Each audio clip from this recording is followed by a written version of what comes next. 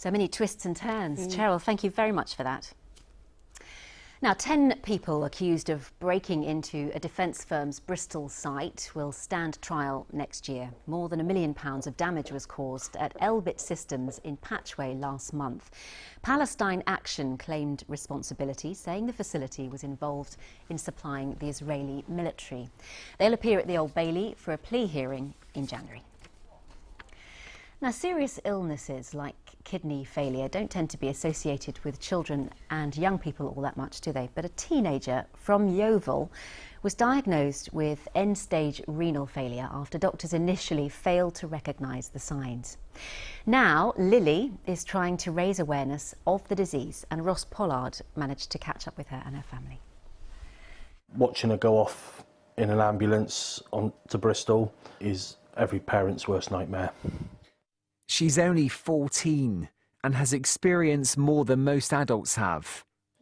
Lilly was rushed into hospital earlier this year after having flu-like symptoms. She was diagnosed with end-stage kidney failure and put into an induced coma. I was honestly kind of relieved because I was just in so much pain. I was just kind of hoping that it would end or they would put me out. And so I just felt very, not calm, but sort of relieved. She's now back at school, but multiple times a week she makes the trip to Bristol to have kidney dialysis. The nurses at Bristol Children's Hospital have been brilliant, and so has the renal team up there.